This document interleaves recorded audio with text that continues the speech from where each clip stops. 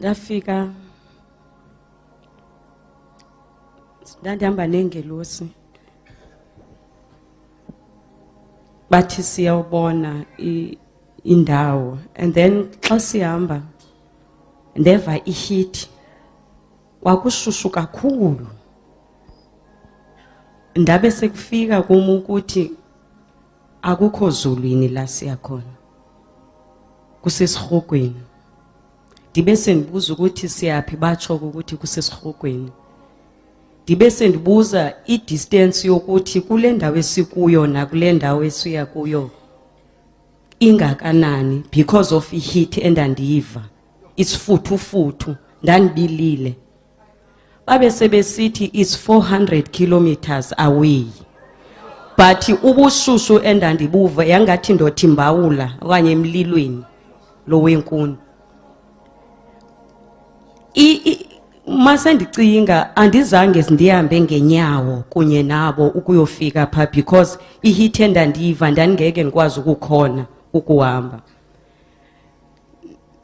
I'm sure ndangena ke kwenyimo ngoba savela khona. Uma sesivela kuso amalangabi aso ingathi zisi waves, uyagalopha umlilo wakhona, uyagalopha, and ubomvu ubukubone amalahla umlilo xa sowuvuthiwe. Abantu basemakhaya bayayazi lento. Ubomvu uyagalopha amalangabi akhona, and uyagquma okolwandle isound yakhona. Alo ke kuyagquma, and i-voices zabantu ndababona abantu but zangikwazi ukuba identify because ndandikhala. Likuthatha ongathi uthathwa yiza bangena umbona umuntu egagasini, unyuka ke ekhala, ambo tshona kuvakala i-echo yezikhalo zabantu.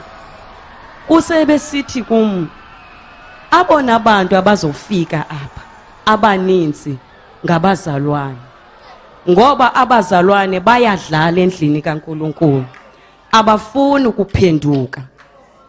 Wathi inkinga abazalwane bayazenza izinto, abafuni ukuconfessa. Kwathiwa number 1 i-confession ezoba lethal, number 2 i-repentance, umuntu selonila akafuni ukuphenduka guquke. Number 3 ubungcwele abukho endlini kaNkulunkulu. Wabesele sithi thandaza ke ukuze abantu bangezi la.